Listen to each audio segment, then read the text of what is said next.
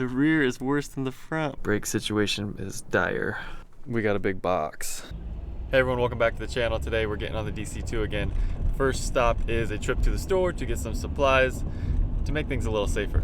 Little detour. Japan does not do wrapping paper like we're used to. It's like $25 for a, like a 2-meter roll of it. So at the 100 yen store, you're just gonna get some rolled paper for $1. Here we go. Here's what I'm after. Some tire blocks, because I gotta jack up the rear.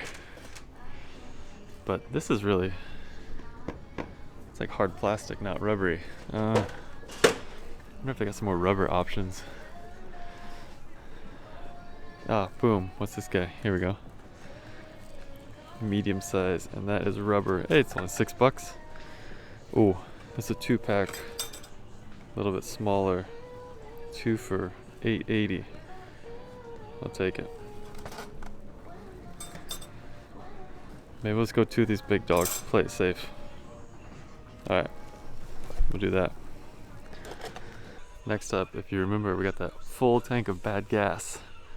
I need a gas can because I gotta empty the gas out of the tank to drop the tank, and then I gotta get rid of the old gas. So we have a 10-liter there for $30 or a 20-liter for $32.80. I guess we'll just get the big guy right there, and then I'll have something for track days in the future. If you've been to Japan, to the air freshener aisle, you can smell this right now. Squash for days. Last piece of the puzzle, I need a pump. So these are technically kerosene pumps. This one's a different style, but just squeeze it. It siphons it up and out. And technically there's these plastic ones here, but these are for kerosene because kerosene is used for heating homes and stuff like that. You can't use it for gas. They won't fill it at the gas station. So even though they're here and they're way cheaper, you can't use them. Gotta get some gas. Supplies in hand. I gotta get gas. The light is on. But while I get gas, why don't we pop back in time to the Attack Tohoku event, where in the parking lot I found a couple Hondas, and I said some things I think pretty clearly that summed up why I bought the DC2. So boom, let's go back. On this episode of Parking Lot Cars. What? Nice little EG6 and a DC5. The Time Attack stuff really makes you appreciate what Hondas are. They can do with less horsepower and significantly less weight what the higher horsepower, heavier cars do. So like you're just trading. In Time Attack, what I realized, you're just trading horsepower and weight ratio. So whatever platform you choose to do it with, like that's your choice, but if you start heavier, you need more horsepower. So if you start with like a G35 or a V35 Skyline, like you're gonna need gobs of horsepower to overcome that. Or you can start with like an EG6 or a DC2, which weighs right around 1,000 or 1,100 kilograms factory, and if you get into like the 220, 250 horsepower range, like that's nearly a 1-minute lap at Scuba. I was really gunning for a DC5 Integra Type R. The DC5 Integra Type R is like, if you gutted the thing with a stock engine, that's a 1-minute car at Scuba with really good driving. I'm not saying any of this is easy. I'm just saying the platform you choose and how you build it will either help you out or hurt you in terms of getting that lap time that you want. It's easier on parts, easier on tires, easier on everything. So that's that's why I went DC2, kind of went Honda and started looking for these older generation Hondas. Welcome back. Tank is full. 55.52 liters for 8,550 yen. Tank is full, so let's get back home and see what we can get done today. All right, back home, wardrobe change.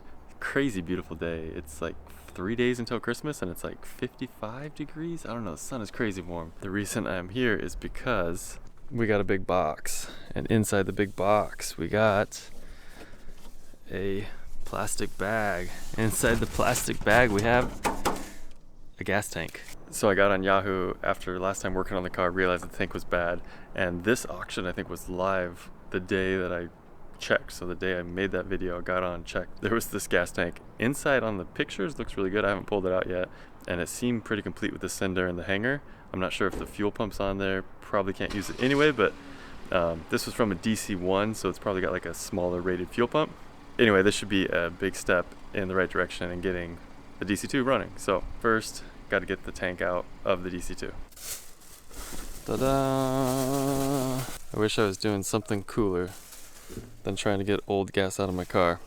I gotta empty it out again. Alright, gas can. Siphon pump thing is in. There's the lid. I gotta go get 8 to 10 mil. Get that lid off.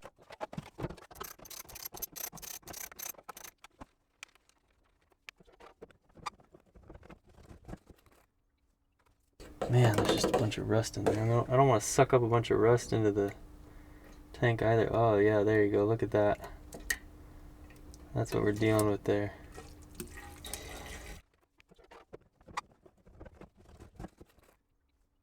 Tank is as empty as I can get it, and that I can't see in there. It's too dark.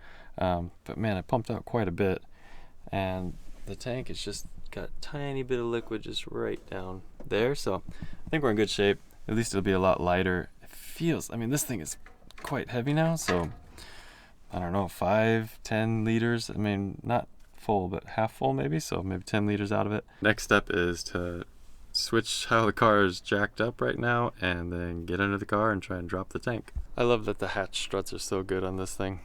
That's so good. The front off jack stands. Just kind of left it how I had it from last time. Look at those tires, man. Grand Canyon. I've never seen sidewalls that bad. Ay, ay, ay. Okay, lower the front. The back is still up on our low ramps. Yes, yes, yes. No, no, no. Oh no. Oh no. Whew. All right, our other purchase from today. Oh yeah, nice and rubbery. There we go. Whoop, whoop. All right, so that'll grab the ground nicely. I feel safer like that. Proud of myself for being so safe on this one.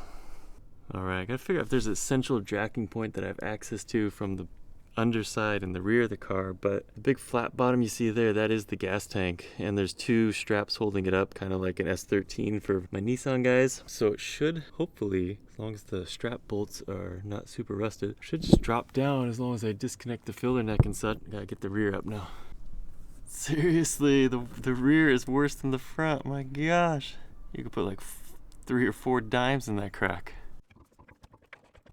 So it looks like if I could get the jack in the rear, I could jack under that central support. But I got the silly curb here, so I can't slide in next to it. I would like to put the jack stand where the jack is. That's not working out. I'm in a pickle. Shoot. No ideas at the moment. But I guess you can see the rear back here. There's some flaky, finishy rust on that line over there, and the frame rail-ish back here. This is just like surfacey, like that'll clean up pretty good and undercoat be protected. Some muffler actually looks pretty good. It's just touching the bumper. It sounded pretty good. More DC2 exploratory stuff.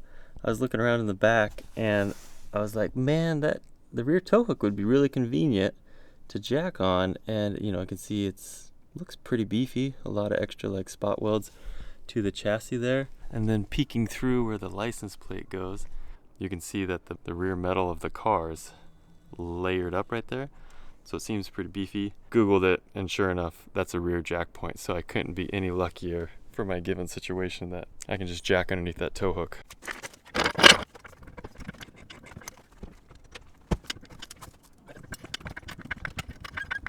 See how high we can safely go. Oh baby.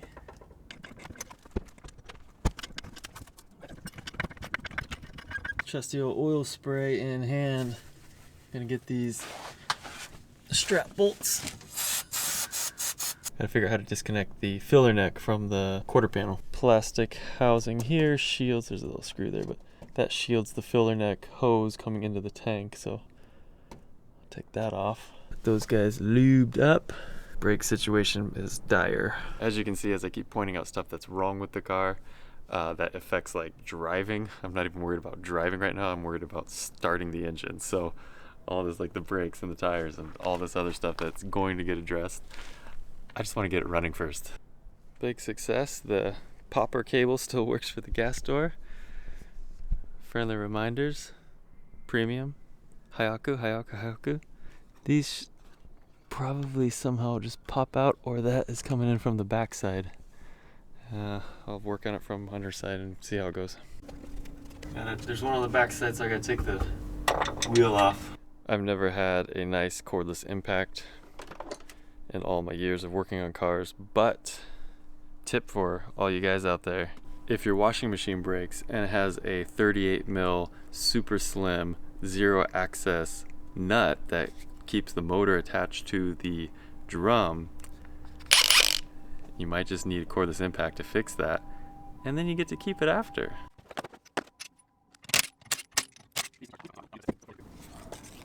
Hikoki, not Hikoki like Japanese pronunciation. Hitachi's tool line, they rebranded as Hikoki. This is very silly, but the plastic screws with the washer that, you know, then scrunches as you screw it, the screw part is like seized to the washer part, so I'm going to pry those out, but they're pretty well jammed together. Looking at the rear suspension for the first time, got a bushing here that's totally blown out.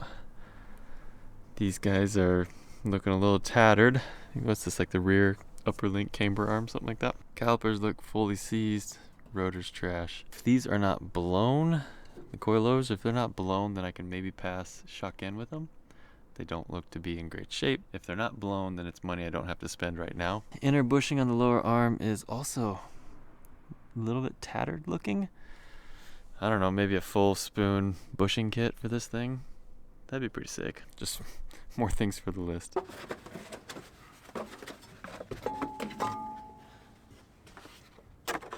Got the filler neck hose, whatever shield cover out of the way. I resorted to just nipping the little plastic screws that I've never seen.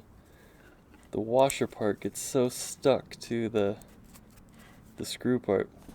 Looks like yet a couple more of those to do, and then I'll have that whole side off. Yeah, so the filler neck comes down here. There's yet one more plastic cover here. I'm probably gonna have to disconnect this from the tank, then the tank will just drop straight down, and I might not even need to really disconnect this part, just take off the covers. So that is the plan.